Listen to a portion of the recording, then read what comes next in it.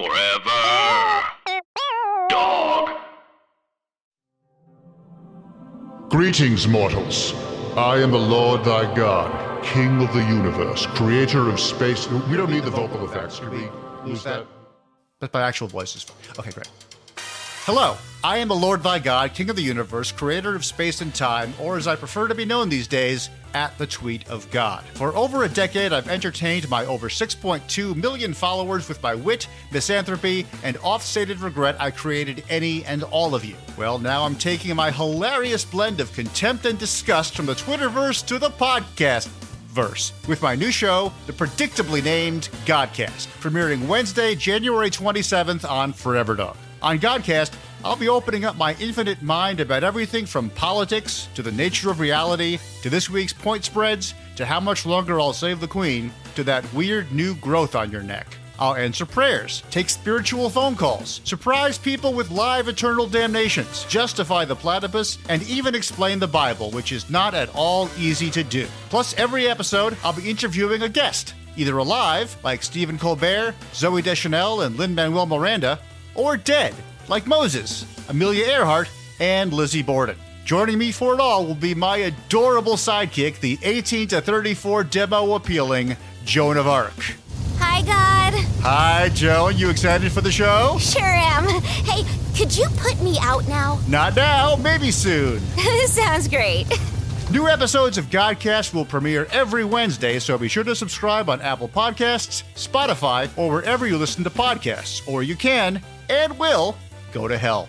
Godcast, from the creator of At the Tweet of God, and everything else.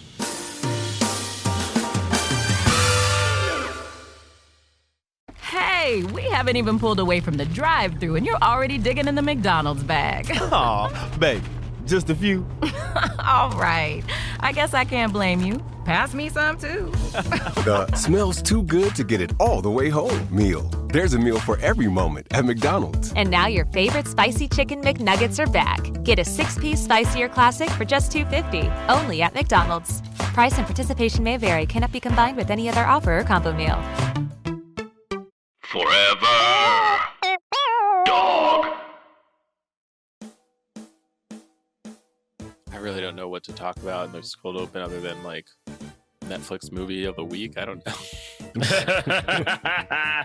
I think it is something to that. Like, do we even know the movie exists? Did you see the trailer for like all like they're like movie every week and they're gonna have I guess a movie every week and they had all these like huge stars that are gonna be in it and it was like, oh cool, and then I was just like, wow. Netflix really just decided to take over, like, because so few people can go to movie theaters, so few people are going to movie theaters, there's so few movies even opening up in theaters. It's like, now this is like our movie theater is just like, all right, I guess we'll just watch Netflix's movie of the week. Yeah, but it's so tough. But like though. They had to have had that. They were like planning on doing a movie every week, right? Like that had to have been in the works before everything shut down. Like this was, they were just they're positioned to be like, hey, we was about to take over anyway. The thing is, I never understood why so many creators and stuff were worried about Netflix. Because I'm like, man, it's Netflix, it's fine. But watching that trailer, I was like, oh, movies don't feel important right now. Because I would say this, I watched the Netflix trailer and it ends with, Jennifer Lawrence and Leonardo DiCaprio in a movie just together. Saved them for the end. They just knew because it's such a big deal. Also, the movie is still filming, so they were like, "Give us a shot real quick, get the niggas together." So like the movie is still shooting in Boston. But watching that trailer, and then I think a couple of days later, HBO Max and Warner Brothers came out with theirs, and I'm like, these feel like movies that I would see in the theater. You know what I mean? It's like Judas and like the Black Messiah. Like these are King Kong, versus Godzilla. Like I'm hyped for it, but it felt like movies, big budget movies now on television, while Netflix felt like TV movies just a little bit better. And that's not to crap on any of those movies. It just felt like a movie of the week. Braylock's movie, Braylock wrote and directed the movie, can't feel special because in 7 days, James's movie will be out. And now I got to focus on him. It's like, I got mad when they did that with comedy specials, when they were like, we're going to do a comedy special every week. But, but I still paid attention to the ones I was interested in seeing, and then paid less attention to ones that, like, if they just were released at any point, I probably wouldn't have been as interested in them anyway. My hope, because we had that experience with the comedy specials, is that I'll feel the same way about these movies. Like, some of the movies will come and go, and it won't like lessen my feeling about movies like you're talking about, Jerah. I hope it doesn't do that. Yeah.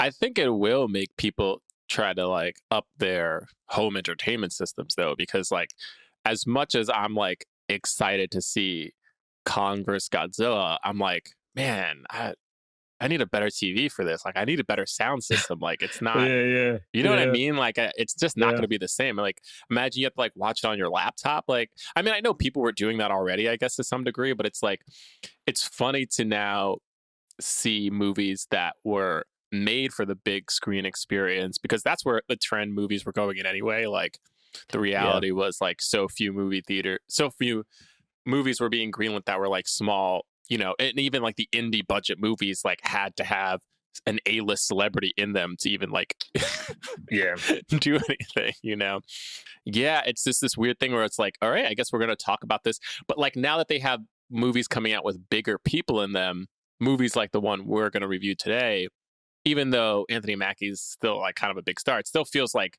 small. I mean, it's funny because it's released in January, so it's still kind of like, outside the wire.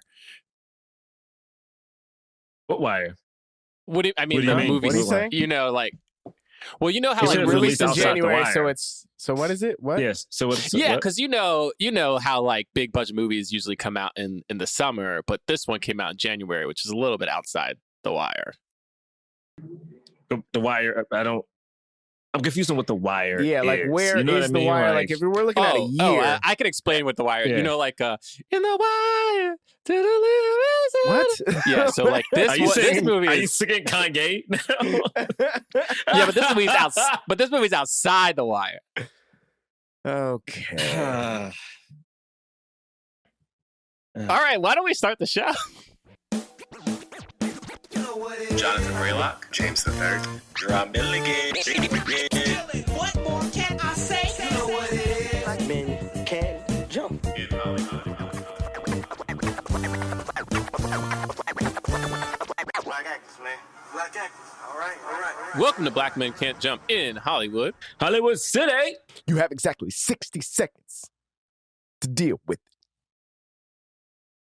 Yeah. Do you trust me? Oh. I was going to do the whole scene. Honestly, I'm not going to lie to you. I just watched this movie, and I'm just going to confess this now. I remember none of it. Well, you didn't watch it. No. I watched it like there was no distractions, but I'm just like... You didn't have your phone out? No. Literally, before I had class, I watched this movie. No phone, no laptop. I sat down. I even had popcorn, which I didn't even finish eating, and I have no idea what happened. I think I was in the Matrix or something. I wasn't asleep. I watched it. I mean, okay, because I watched this. You were in the Matrix, but I was outside the wire. Oh, what are we? Okay, we're in the show now. We did it. We did it already. Did you legit forget for a second? Did you legit just try to? Oh, God. That was a glitch in the Matrix right there. Oh my goodness. Ray was suddenly thinking, all right. Well, it's been a few days since I watched it, and I normally watch it right before too. So we'll see how we get through this. I remember it. I think there are people who are going to be mad maybe that we did this because there's a lot of like, Oscar. It's like Oscar season, so there's a lot of movies we haven't covered yet. But we're going to get to those movies. It's coming. It's coming. Or we'll put this on layaway, and this will come out mad long after. No, we'll it's do coming. Those movies first. The other ones are coming. Like we know layaway Judas is such a specific reference. Like, bro, that's how I got all my gifts. Layaway was fucking. That was my jam. You just go to a very specific place in your mind when you hear layaway. Walmart, layaway, or Woolsworth. Don't know if y'all remember Woolsworth. Hell yeah, Woolsworth. I do remember Woolsworth. Come on, baby, Woolsworth. Come on, man. I used to know where the window was in the store. Like, we going to. Did you guys have the Wiz in? Oh yeah, the record store. Everybody knows the Wiz. Mm-hmm. Yeah. Oh, I didn't have that. Everybody know the Wiz. Remember record stores? Yeah, Tower Records. Remember when Tower Records had a huge store in Times Square? Or I don't know if you guys. Yes, I remember. I was interning in New York, and I went, and I was like, "This is awesome." They had a bunch of stages, and then, a year or two later, it just went out of business, and now it's a Disney store. Mad stuff there, and wasn't enough. Yeah, it's a Disney/Guess in Times Square. Now, same with Toys R Us. Remember, Toys R Us had a Ferris wheel in the Times Square store. They had a working Tyrannosaurus Rex. On the top floor, move and roar at you. Now that's a Gap. Damn. Now all that stuff is outside the wire. Break. You did it already. Okay, wait, hold on. You did it. Stop. I'm sorry. God. For those of you who are wondering who keeps making these hilarious jokes that I'm laughing at so hard. I'm so upset. I hate this. I'm Jonathan Braylock. I'm a human being. Did you forget for a second? What is happening with you today? No, I'm a human being. I'm flesh and blood like you. What? Yeah. No, I've got all guts and all on the inside. No wires there. Okay. What? My name is Jonathan Braylock. Who are you? This is a line from the movie? What the hell is happening? Yo, this cop mustache braid. I wish everybody could see this. I need to take a screenshot and just we gotta take a screenshot so that people know. This cop Braylock is mad confident. That's all I guess I'll go after this nigga. Damn. This stressed out voice. How many minutes? 5 minutes into the podcast is Jerah Milligan. And I'm James the Third. Oh, God. Help me. Yeah. So we are a film review podcast. We review films of leading Black actors. We talk about them in the context of race and diversity in Hollywood. Today we are reviewing the Netflix film Outside the Wire. Came out January 21st? 15th. It's a sci-fi film starring Anthony Mackie and what's this guy's name? Damson Idris. He plays Damson Idris. Yeah, he's on Snowfall on FX. Oh, that's right. That's right. I haven't seen that yet, but his episode of Black Mirror this year was great. Oh yes, he was in Black Mirror. He had a good episode. Right. Yeah, he had a good episode. That was a good episode. Wow, he was really good at it. Yo, they look out for Black British actors on that show. That's good. Because didn't Daniel Coelho come on that show? Wasn't he in season 1? He was. I mean, Black Mirror is a British show. Yeah. I know. No, I'm saying, yeah, for sure. But he just means they look out for Black people. Yeah. Like you would get a good part on that show. Letitia Wright was on it too. Yeah, man. You would get a good part. Anywho. This is a movie that it's hard to say. I guess it would have came out in January in theaters if it wasn't like a Netflix film. It's like a January type movie. It's like an action film that's like, it's a sci-fi. Anthony Mackie's an android, not like me, who's a human being. And you have Damson, he plays his character Harp, who gets assigned to Anthony Mackie, and they're like, I think you said it was kind of like Training Day it felt kind of Training Day. This movie is a carbon copy of Training Day, and you just put in robots. Like, it's the same movie. There's literally a scene where Kat was like, "What just happened?" I was like, "Oh yeah, it's the scene in Training Day when this happened." She was like, "Oh, I forgot." I literally thought at one point Anthony Mackie was gonna be like, "Nigga, I planned this all week." I thought he was gonna say it. I thought he was gonna say that scene I'm talking about. Oh, damn, nigga, I planned all week. I was like, this not checkers. I thought he was gonna do it. I thought because he was so like in the know. I was like, yo, this nigga's gonna say it and wink at the camera. And I'm like, I'm here. I just wanted him to be like, get that up in you. Get that up in you. Come on, get that up in you. Like, oh my goodness. I was waiting for it, man. Because I truly couldn't tell where this. I didn't really watch the trailer, so I really couldn't tell where this movie was going. Same. Like I didn't know whose side I was supposed to be on. I didn't know like what I was supposed to feel. Like with this but movie, maybe it meant to be that. Like would this movie come out in theaters? Like because it's starting to get to a point where like there's so many movies made, and I think sometimes it's like, oh, it's a little bit of a low budget comedy, you know. But now I feel like we're making movies just to entertain people for a couple days. Where I'm like, would this have been successful in the theaters? You know what I mean? Or is this just? I mean, there's so many generic action films. Like remember when we saw, what was it called? Sleepless or something with Jamie Foxx? Great, I don't remember that. I don't want to. Yeah, of course you don't make that. Yeah, don't make that came out in theaters, and it was like, but why did this come out in theaters? Yeah. It was, you know, but that came out in January. It's that type of film. It's just like an action film. This is a sci-fi action film that like doesn't really okay. I mean, I guess we're already tipping our hat here, but this movie got a 37% on Rotten Tomatoes, 65% audience score. Obviously, no box office. That doesn't exist anymore. Oh damn! So should we just do it? Our initial thoughts? Yeah, I'll go. I watched it.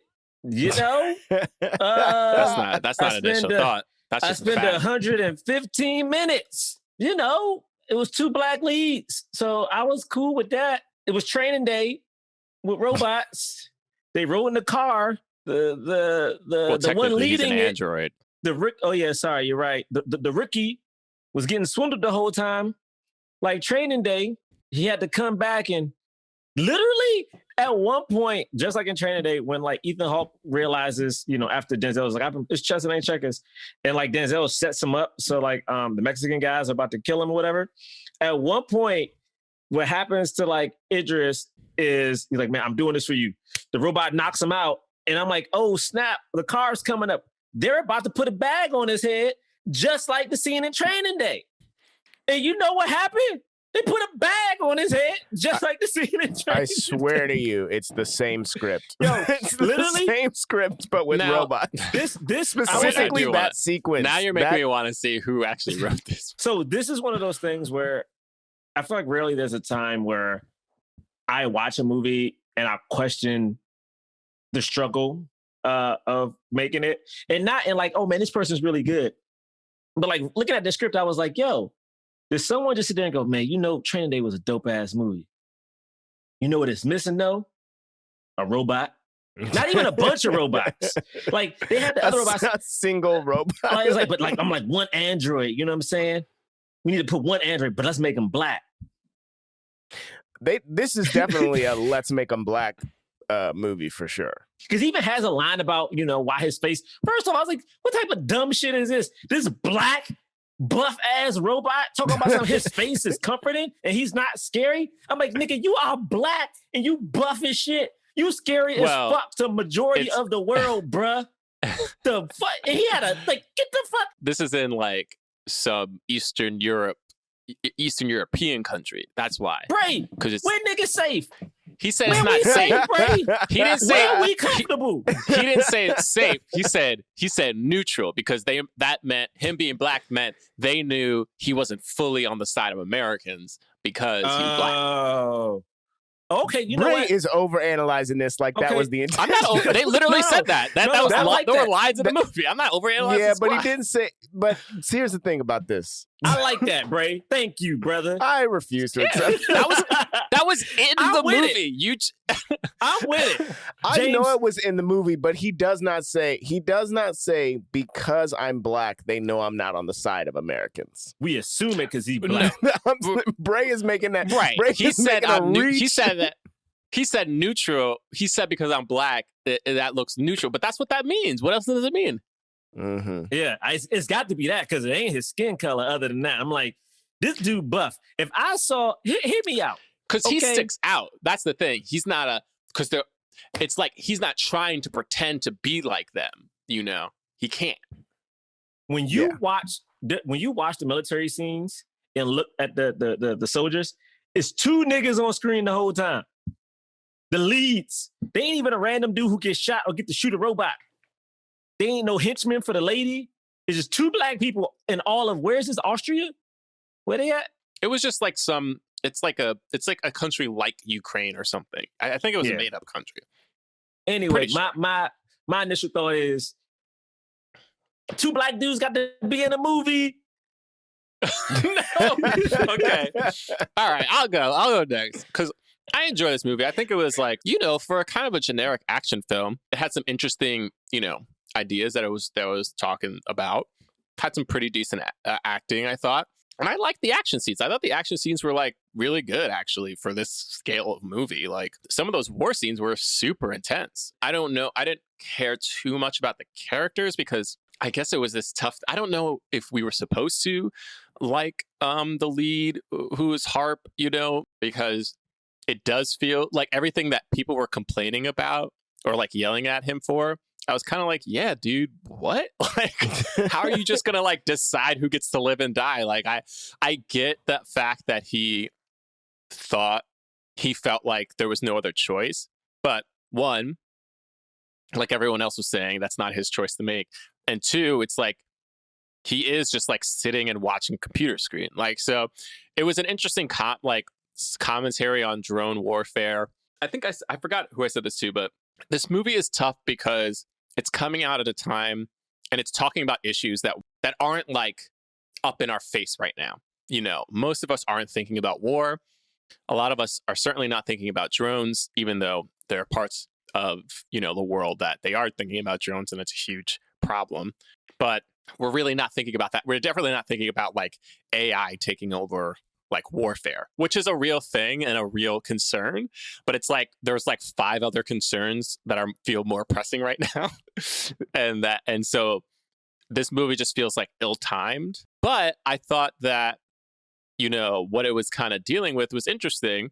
And ultimately, what Anthony Mackie, what the android, I forgot what his name is, Leo, was trying to accomplish, even though the means in which he was trying to accomplish actually make no sense to me. I do think the idea of like him being like, well, if I go rogue, they'll never make something like me again, and that I could get down with it. So like the motivation and stuff was all there. Like a lot of stuff worked. I just think at the end of the day, it was hard because there wasn't enough characterization of, especially Harp, like to really like be with him on this journey, and also. It was a little. It did get a little confusing towards the end there. But yeah, I thought it was it's a fun. It's definitely a movie if you're like I'm looking for watch a sci-fi action film. Put this on. I hadn't seen the trailer for this, but from the poster, it seemed like this was just a war movie, and so I probably never would have watched it had it not been for the pod, because y'all know how I feel about movies that make me all sad. But I would say that I liked this movie. If it wasn't for the robots, I probably wouldn't have watched it. But I did like this movie. I thought the acting was good, and I was so thankful. The second like Anthony Mackie starts like kicking ass, like I was super thankful for I wanted to see Anthony Mackie as the lead action star of some movie. Like we've seen him as Captain America's sidekick for 10 years now. And I just want to see him kick some butt. So that was really cool. And I like this actor a lot. I liked his I thought his American accent was good and believable. And I generally like that Netflix is making movies like this. Like we talked about it with the sort of smaller superhero stories that they're telling. I like that they're just like, yeah, this is a war story, but with robots now, I liked that RoboCop that came out a few years ago. It's not Netflix, but I like stuff I like stories like this. It's fun and interesting. So I thought it was cool. Man, cool. Well, we did it. See y'all next week. Can we go? I'm good. No, I'm sorry. Let's talk about it. Hello, Forever Dog listeners. I'm Allison Raskin. And I'm Gabby Dunn. And we host the podcast Just Between Us, which is available right here, right now on Forever Dog. Just Between Us is a variety show that features listener questions, in-depth interviews, and topical topics. We also play a game show called Hypotheticals. I could try to explain it to you, but the rules keep changing. I make the rules. And I always lose. We're also joined each week by incredible guests, including disability activist Alice Wong, Planned Parenthood's Alexis McGill-Johnson, best-selling author and therapist Lori Gottlieb, and primatologist Kate Gilmore. New episodes of Just Between Us drop every Wednesday. So while you're listening to this podcast, search for Just Between Us with Allison Raskin and Gabby Dunn. Hit that subscribe button and check us out. Please. Please. Just Between Us. There are some interesting things that this movie explores. Again, it's not pressing, but I do think they're like important issues. Yeah, I also had just seen that article about Microsoft being like, hey, we'll create AIs of your family after they pass. That was just, there was just news about that recently. So, I'm thinking about That's AI freaking. on a different level. Well, it first starts with drones, because there's like the opening scene is very intense kind of action war sequence in which it does this little thing of it's a little bit in the future. There are these robots called, what are they called? Gumps. Yeah. So you have the gums. They're like, yeah, there's this terrorist who's trying to destabilize the region. America's there, whatever. We're in our typical war game stuff. All right, I got it. Gumps. Gumps, America's there. They shouldn't be. Yeah. And so you see human American soldiers with Gumps fighting insurgents who are shooting from buildings and stuff. I say insurgents, but really the Americans are the insurgents because it's not their country. Anyway, well, I guess no. Whoa. The Americans will never be the bad guys, Jonathan Braylock. You mean the liberators were arriving? Right, the liberators, yeah. The liberators. Anyway, so they're having this fight. One dude gets shot. He's pinned. Another guy goes to save him. He gets shot. So two of them are pinned. And then this other armored car drives up. This whole time, we see Harp and his friend, I guess, or co-worker, and they're just watching all of this on the screen. And I don't know if you guys were like, wait, why aren't they doing anything? Why aren't they helping? And then you realize that the drones are only equipped with these missiles that are blow up entire city blocks. Yeah, Harp is eating gummy bears doing this. I just feels so disrespectful. They're in the middle of a war zone and you just eating a gummy bear right now. Made me so mad. And then he sees that truck and he's like, uh-oh, there's a truck there. I should take the shot. And they're like, no, there's two of our men down there. We got to get them out. And he's like, yeah, but there can be I don't know, missile there or something, blah, blah, blah. He's like, you could all die. And he's like, request denied. And then he goes, okay, I'm going over your head. And so then he calls Colonel, and the Colonel's like, no, listen to what the lieutenant on the ground is saying. And he's like, nah, I got to take this shot. So he takes Which is so reckless. I guess that's the point. Yeah. I guess that's the point. Yeah. But this was the first order he's ever, I guess, done this for. They're like, man, you completely disobeyed the order. And I'm like, yo, my man is so empathetic and doesn't give a shit about nobody. It's like, yo, what? All right, cool. Yeah, I liked this, knowing what the movie was, that he was about to be partnered with a robot, or knowing that the movie had to do with robots. I liked that he was pretty much just thinking in numbers and not thinking like a human, essentially. I liked that a lot, but then this is later on, but I was ultimately disappointed at how that ends up playing out. It only ends up mattering at the very end. And does it even? No. No. I do there's something about we don't get to this for a while, but why Leo chose him, I still don't fully understand. But yeah, because I did like the setup of it. I did like the setup of like, oh, this is a guy who disobeyed direct orders. He gets sent away. Like he gets sent away. Either he was going to get sent away or going to go to jail. Oh yeah. And so he gets sent away to the front lines. And I couldn't tell. I was trying to understand both. Like, was the idea that they were going to send him to the front lines? Like, I'm talking about the higher ups, not Leo. That they were sending him to the front lines to see what it's like, so that he doesn't like do things like this again. Yeah, I thought they were sending that dude up just to get shot. Like, yeah, I thought so too. It's a little bit like that. Yeah. Like he's not ready for this. He'd be there. He'd get what's coming to him. Yeah, not that they were like hoping that he would die, but also like kind of not caring, being like, hey, like you think you just want to sit down and like watch a TV screen and then like kill, like make a call that would kill our own people? Well, here, we'll send you out to the front lines and like see how you fare. Yeah. It's kind of crazy that they sent him out with no training though. He was like, I don't really have.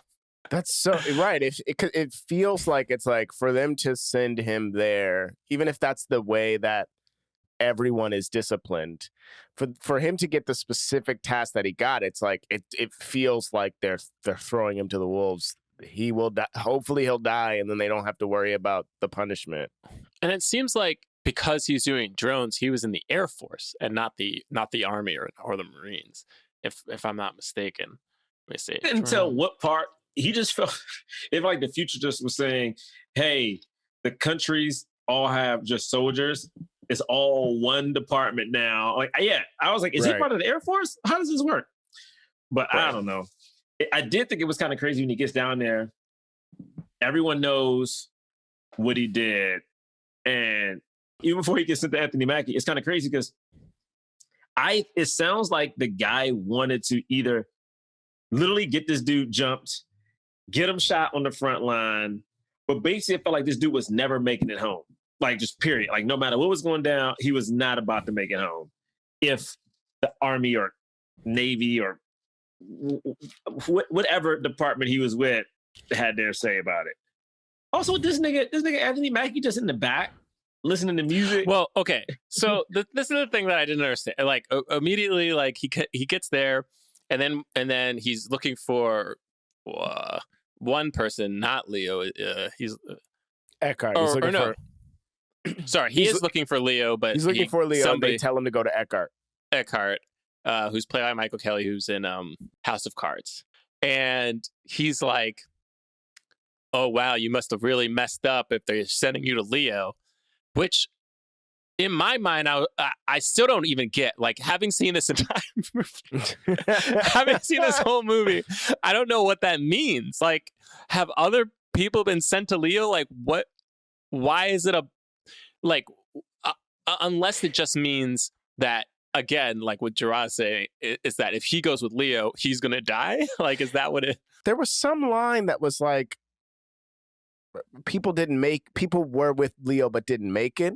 But then there was also that line later with the arms dealer at the orphanage where she was like, "Oh, you finally have a friend." So I felt like that feels a little contradictory of like, right. Was that his only partner? But I thought they had said some line of like that, like that other people didn't make it long being with him. I could have just been holding on to the thing that Eckhart said. But then he never had a partner. Right. Like before. So yeah, so I didn't quite understand that. And then he gets sent to Leo, and Leo's what was the pitch for this movie, Bray? Well, I mean, no, there's definitely a good pitch for this movie of being like, there's this android, there's this guy who's a drone pilot. He kills some of his own men because he made a cold calculation of, well, if I kill 2, I save 38. And so then he gets paired up with this guy who's an android. Nobody knows it, but he is. And the android got him because he also makes cold calculations. He's like, I need somebody who thinks like me.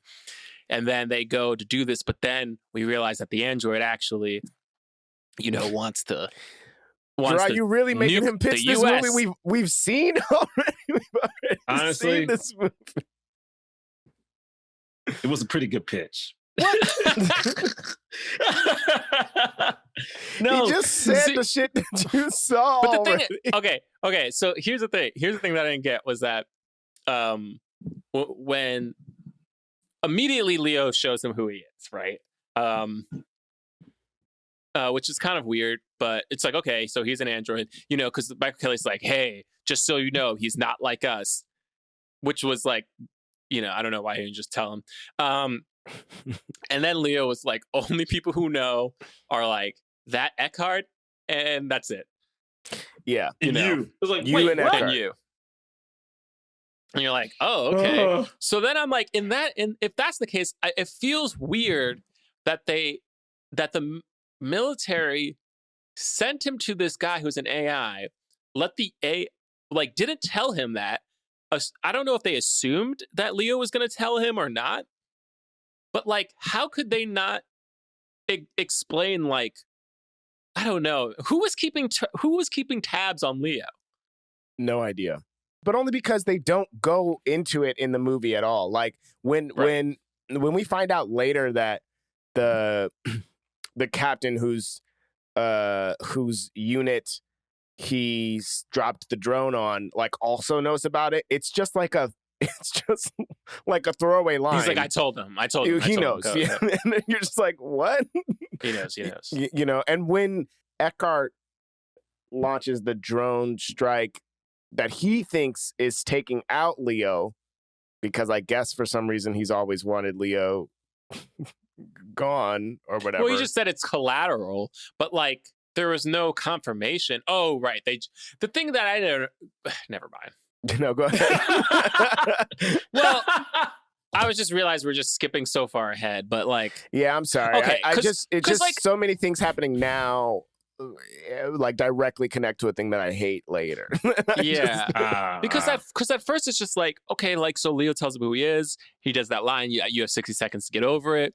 You know, and he's like, what are you? Like, asking questions. Leo's like, he's like, I'll only answer the right question or something like that kind of thing. You know, basically just says, yeah, like, I'm AI, I feel pain. You know, they made my skin like this so that I'm neutral. And then he's like, we're going to deliver vaccines. And he was like, okay, no, what we're actually doing though is that I've been tracking down this guy and he's going after nuclear, codes, and I gotta go meet a contact so that I can get the intel to stop this guy. And then, they had to explain all of that, like where the nuclear bombs are coming from, all this backstory stuff. That's kind of, at the end of the day, is kind of boring. But it took some time. Like, those were the questions that he had to ask. That's the thing, is that like Harp was so in the dark about pretty much every single thing and was new to like just being a soldier, that the thing about Training Day that's different is that in Training Day, it's his first day as a cop or as a detective or whatever. But he's trained for this already, and it's like he's training. Now he's doing on the job training, but he knows what the book is. He's like the kind of person who, like, he knows what you're supposed to do. And Denzel's character is like, nah, you got, like, listen to me. Like, I've been doing this for X amount of years. Like, you got to do some things that aren't by the book. You know what I mean? So he's kind of like, oh, there's a dynamic there that makes sense. Whereas Harp is so in the dark that he doesn't even know what is right or what is wrong. And when he starts questioning, like, for me as an audience member, when he questioned Leo about certain things early on, I was like, why are you questioning him? Like, this dude, you know what I mean? Like, we also have a very specific understanding about the way that Harp thinks, which is Harp thinks logically, but like without emotion. and so I'm expecting him to also be doing that.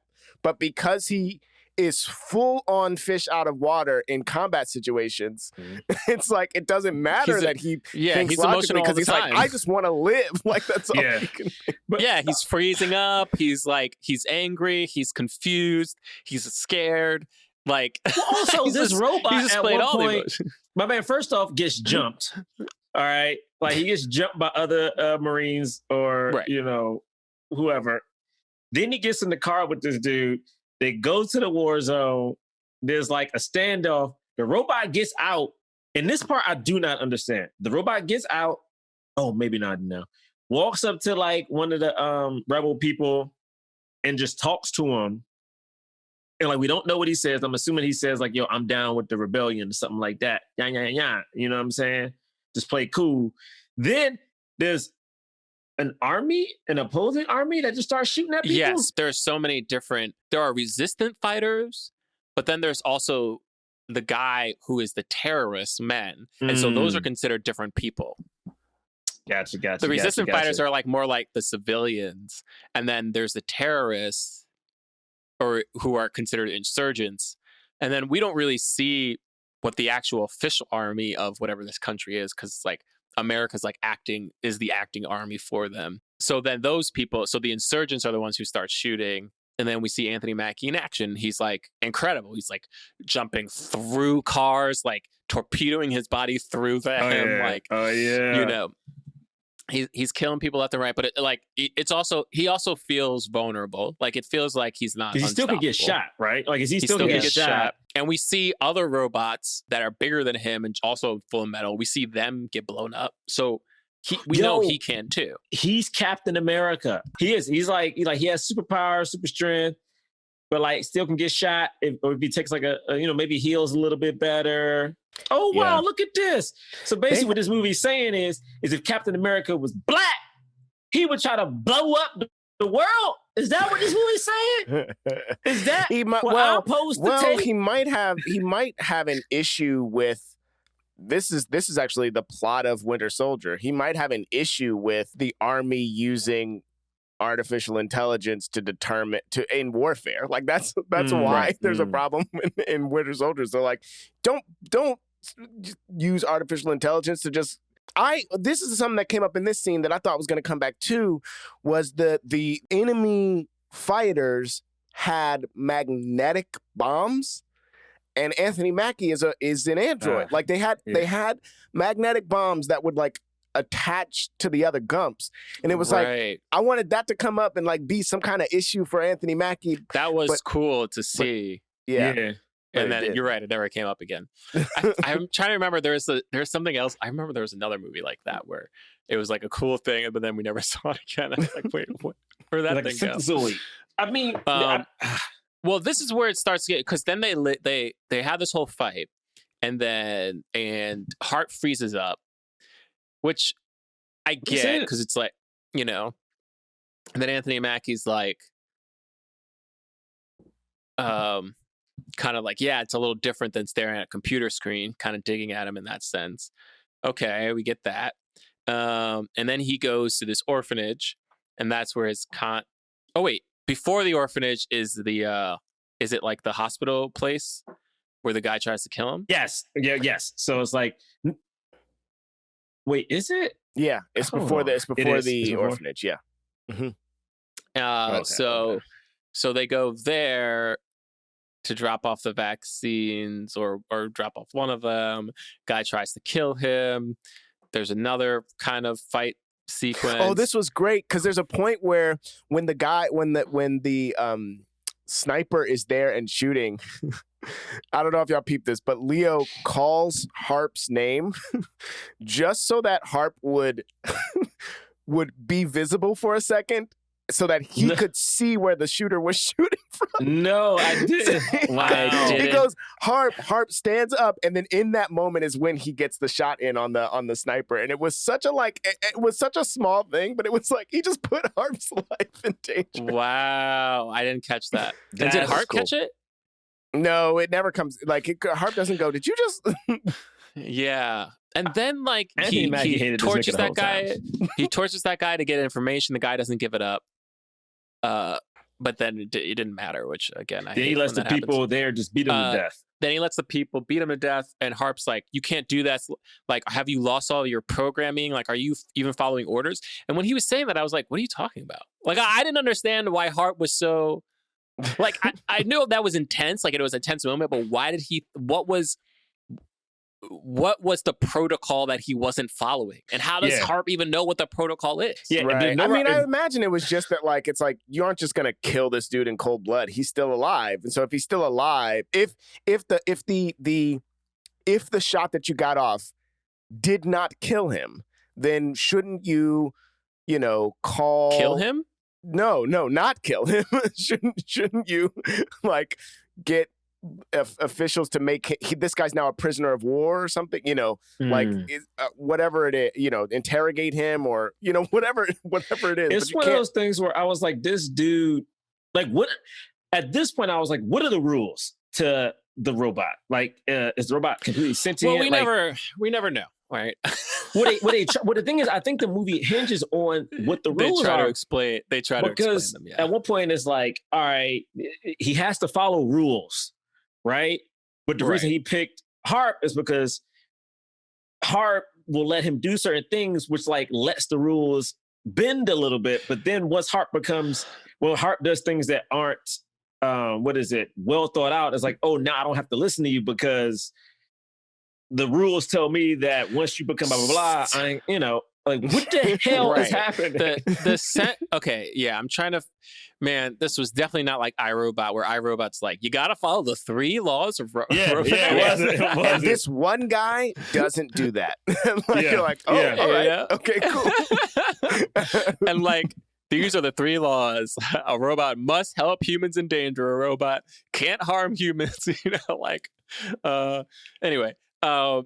You can't, and then a robot can't do something that, defies the other 2 laws or whatever it is. But this was like, he was given authority to make certain decisions. But like I didn't really understand what the framework was, like what he has to operate in outside of. But later on, he explains to Harp, like, well, I picked you because, you being here, I'm following your lead, and so like technically you're the one who's authorizing Makes no goddamn sense. my activity, but also because you're being reckless, I don't have to follow your lead or your orders because you've done reckless behavior, and therefore I cannot I don't have to comply with you. But like he was never following Harp's lead, like ever. Right. So like I didn't really understand that. Like also like if that was actually true, like shouldn't Eckhart have been like, yo, if he gets out of hand, like tell him to order him to stop. Like later on, Eckhart like yells at Harp for like not stopping Leo, and I'm like, how are you yelling? You told him nothing, and he's a commanding officer. He was sent here to follow this guy. Like he was sent here because he didn't follow orders, and then you put him under the command of this dude, and then you're mad that he was following this dude's command. That doesn't make any sense. Yeah, giving Leo rank, like apart from like there not being any clear rules for how the android needs to operate, giving Leo rank complicates it at a level that like that it really didn't need to, because he even uses his rank against other people that wasn't even just Harp. Like when those 2 random soldiers were like beating up on a Gump, he was like, stop it, and he could do that because he outranked them. Yeah, man. Can I go to one scene that made me just like, what is happening? I'm not sure where we are in the timeline, but like when Harp, whatever, when the robot and the black dude they go to the orphanage. The robot and the black dude. When they go, well, yeah, this is the next scene, yes. Yeah, when they go to the orphanage, right, and that white lady's there, and I'm like, all right, cool. This lady's probably like, a smuggler or something like that, helping out the people. But then when her and sorry, what's the robot's name again? Leo. When her and Leo have like a weird sexual tension type thing happening, so much so that Harp looks at him like, you know what I mean? I was like, what is that? Yeah. I there don't was a bit of that to me. robot. I kept wanting her to be an android herself. Like I wanted to be like, oh, she's one too, or something. Like I kept looking for there to be a deeper meaning for why they had a sexual tension. But I guess it was just, Anthony Mackie is an attractive dude, and so there it is.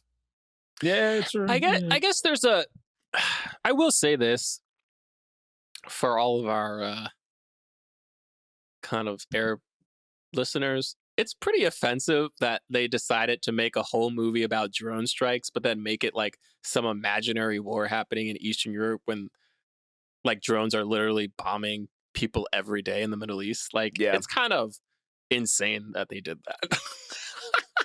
Yeah.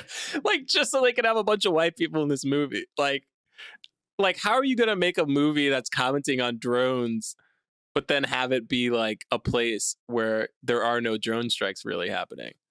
Like, the U.S. is not drone striking Crimea and Ukraine. You know, they're drone striking Iraq and Afghanistan. But they wanted you know what I it mean? to be. They wanted it to be that there are so many nukes here. Like they wanted that added thing of the nuke the thing. amount of nukes that are available. You know, it's like it's going to cause catastrophic damage. I don't know. Yeah. Man, it's tough because this they could have movie... done Pakistan.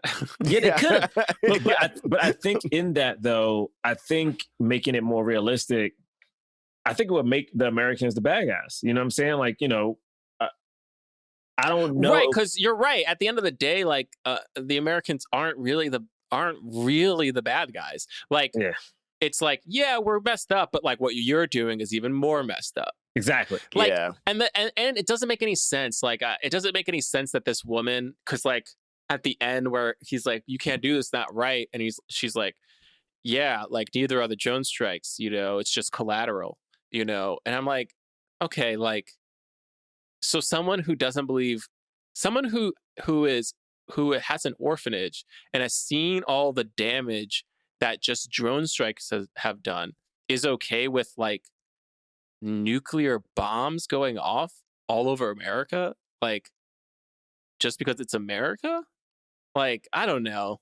That doesn't make any sense to me. Man, it really doesn't. Like, I what? also, the implications of that. I'm like, if a bunch of nuclear bombs were sent to America, you know what would happen? America would nuke whoever just nuked them right back. So like the whole world would be in nuclear fallout. Like, this isn't going to. I love how and by the time we get to this, because people are like, wait, how did that happen? It just happened. Leo reveals like this mastermind plan where he was like, I chose HARP. I was using you so I could carry out all this stuff and go after this guy, not so I could stop him, but so I could get the nuclear codes myself and then use them to nuke America. And the greater idea of that is that once I do that, America will realize, oh shoot, we created an AI soldier and he nuked us, and now no one will ever create an AI soldier again. I'm like, that's not how humans work. This idea is stupid because if you think about an idea like that, and yes, I guess it's used against America, but to have weapons that can be turned against us, America does not care about historically. Like, we are the place that has used nuclear bombs twice, 2 times, and we still make more of them. You know what I mean? We still make so many more. We have more than anybody. We're not going to just not do. We're all that means is they're like, damn, we just got to build better AI. Like, the idea that it would stop AI even for a couple hundred years or however much he thinks it's going to delay it. First of all, I was like, also, you don't even need to go to that length. Like, the fact that you are even trying to do this in and of itself should be enough for them to go, flip, maybe we shouldn't make AI robots. I was pleased with I was generally pleased with like, oh, that's a nice justification for the AI going rogue. Like, we always hear the humans are bad and therefore we must rise up against the humans. Like, that's all the movies.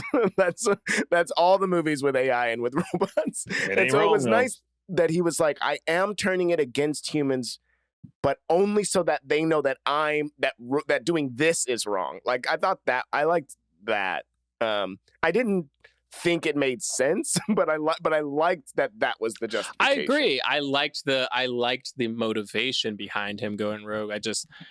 Hart becomes the hero, but we don't necessarily want him to be we don't want America to get nuked, obviously, but we don't necessarily want Harp to be the hero. Like, for no. Also, I guess I wanted him. That's my thing. I guess I wanted him to have a bigger journey. Like, if I compare this to Training Day, like Ethan Hawke's character learns lessons. You know what I'm saying? Like, the whole time he has the moral high ground. And like, you realize his moral high ground was right. You know, and he overcomes all these odds. And genuinely, when it's down to him and Denzel, he knowingly outwits him. But then his moral high ground lets him go. When we see Harp, I guess, realize what's going on, like we finally see him save another person and like trying to save the people during the big shootout. And when he goes back in, I do not understand why Anthony Mackie doesn't just kill this dude. Like at one point, like, he gets him, he holds him up, and he just like, he doesn't say a word to him at first. He holds him up, doesn't like smack the dude's hand, doesn't break his hand, allows the dude to put off like 3-4 shots in his gut, and then tosses him. Or no, then puts him to sleep or something like that. It's like, this makes no sense. At least have the dude be like creative in how he has to like outwit this dude or reason with him to an extent. Like it just felt so cheapy when it got to the end. It felt like, all right, we got to end this motherfucker. How do we do it? It was weird because they did have him like start to reason with him, and then at the end he just like used the gun where the guy was like, "Yeah, these are armor piercing bullets. That might help you," and so then he just shoots him with that. But I was like, "What? I don't know." Here's my thing, and I don't want to do this 2 podcasts in a row, but Harp needed to die. He should have died in the nuclear silo, and it should have been because he thought my death is like saving. Like the moment when he has like 30 seconds to get out of the silo, right? And he finally calls and he's like, I have confirmation. He has 30 seconds to get out of the silo. That's not enough time for him to actually run and get to a safe distance from these big ass drones. It's not enough time. It just is. They set it up. They were like, he's still there. What's he going to do? He has 30 seconds. You better be out of there. No, I'm gonna tell them that I see him. What was he waiting for anyway, by the way? They just needed confirmation that. No. I understand that. After he had shot this dude. What was he waiting for? Bro, who knows? I don't know. Don't nobody know. Why was he just staring at Anthony Mackie? I think he was trying He wanted to see the light go out of his eyes? I think he was trying to shut down, because Anthony Mackie had already launched it. So I think he was trying to ask him how to cut it off. So that he could save Anthony Mackie's life? But he did ask him how to cut it off, and he said there's no way, and he still took a long time before he left. Because he was trying to figure out. I think it's a nice bookend to like, it's like he's giving up himself, you know, and it's like he's to try to make up for the fact that he killed 2 Americans. I agree with you. He would have been like, hey, people were telling me, you know, I made a call, but I was sitting behind a screen. Well, now I'm here and I'm going to make the same call, and it's my life now that's going to be sacrificed to save X amount of lives, and I'm still going to do it. Yep. Beautiful ending. Yeah. I guess that's a dark, that would be like a dark. It's very dark, and we all would have been so upset. And then you'd be like, wait, is this movie trying to say like, we should sacrifice the few for the many? It is better than him outrunning the thing that killed people in the beginning of the movie. He was deep in the silo. He was at the spot where the target was being dropped on. He somehow ran out and got distance away from this whole building that blew up. And like we see him here in the car. I don't get it. I will say this though. The most disappointing part to me is this movie could have had a swirl. Like no bullshit. It could have. Like it like I'm not even it could have. Okay. If you're gonna set up this weird scene with Anthony Mackie and that lady, it's like, all right, man, come on, baby, this Netflix. Go, you know, what do we call this robot human situation? Like what goes down? You know what I mean? Like, does he play his own music? You know he like music. You know, is this why she willing to do? Is this why she willing to do whatever and like let him just rock out because she had sex with the black robot? You know what I'm saying? That's all. Wait, that's it. Is the swirl Denzel back? in Because you did Training it Day. for Soul too. Didn't you talk about a swirl with Soul? It could have been one in Swirl because in Soul because they don't team up black people and black people a lot. At least like black man and a black woman. Right. That don't happen that often. For some reason, black love just don't exist in Hollywood unless it's like a black film.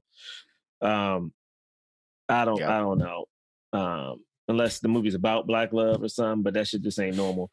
Anyway, but I'm saying what could have happened was, think about Training Day. At one point, Training Day was just Denzel's a super shady person, super thuggy, goes in, hooks up with Eva Mendes while Ethan Hawke watches his son. Literally, he's in there playing video games with the son while he in there with Eva Mendes. So what could have happened is, she was like, I can't talk in front of him. And he's like, hey, yo, man, get out of here. Go out there and play with the kids. Like, I was doing earlier. Right. So now he leave. He go out here and teach the kids, he plays Uno with them, teaches them how to draw four and stuff like that. You know what I mean? The whole time, whole time, Anthony Mackie in there. How you gonna say Ethan Hawke? Oh boy. I'm just saying it could have happened. Like it could have happened. They set it up. This ain't even me. They set up the scene. They did set this up though. I'm on board. They set up the scene, man. I don't know.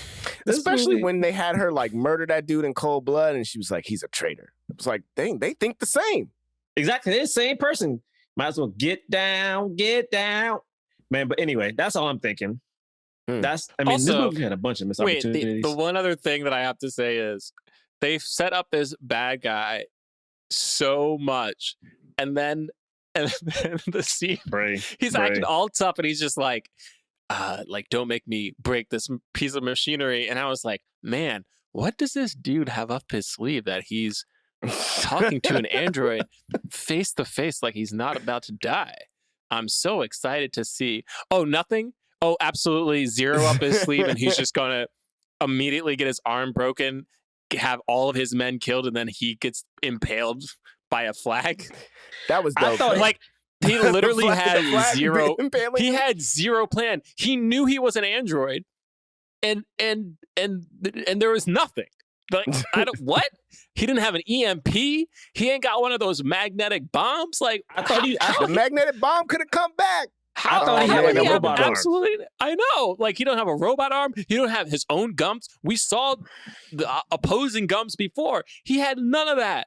He just had a couple of people with guns, and they all got shot. Like, why did he think he was going to stand a chance? I don't understand. Even if his other men wound up killing Leo at some point, he had to know he was going to die immediately. He was right there. Yeah, this reminded me of if y'all remember Austin Powers, when he's like about to fight like the unnamed bad guys. He's like, "Yo, man, you don't even have a name tag.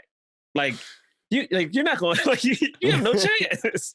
Nothing about this bad guy. I legit thought he was gonna punch him, and the bad guy was gonna open up and he got a robotic pieces. Right, like he was an android. Yeah, or it was something. I'm like, oh shit, robot fight. But nah. He just got beat down. He's just a dude who gets beat down immediately after all this smack talk. It was just like, you know who they should have had? You know who they should have had? I just watched Hobbs and Shaw again.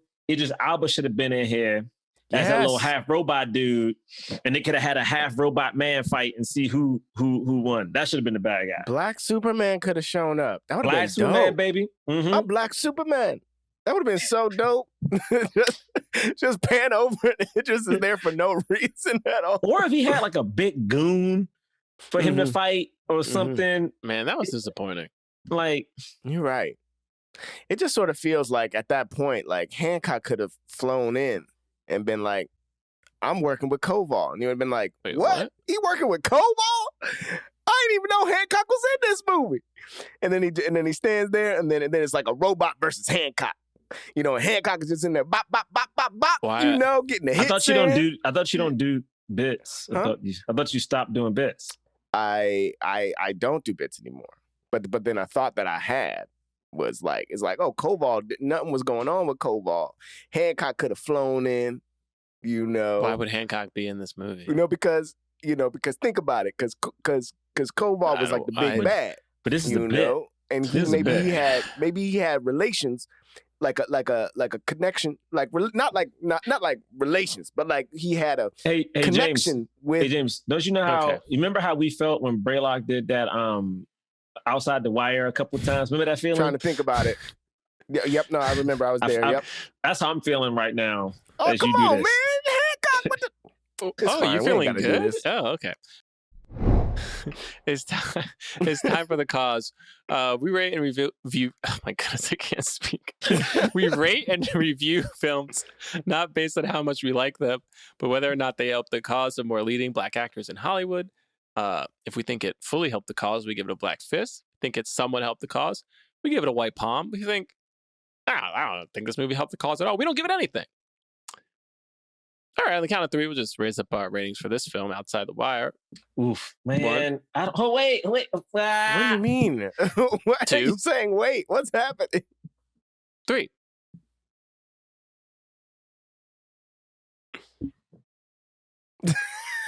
Wow.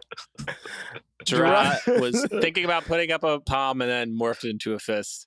Yep. Look, man, I gave this movie a fist, but for 2 reasons. It starred 2 Black guys, and honestly, this movie was perfectly average. All right, and I'm okay with that because why are you shading the movie? This isn't shade. This seriously, this is not shade. This movie is a representation of progress to me. This movie is not great. It's not bad.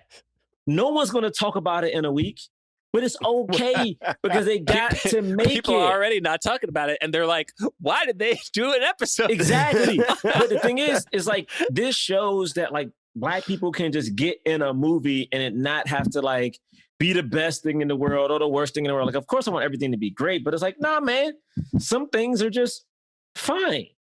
You know? It's like, you ever just meet somebody and you're like, that person's cool. You don't need to talk to them again, but you're like, cool.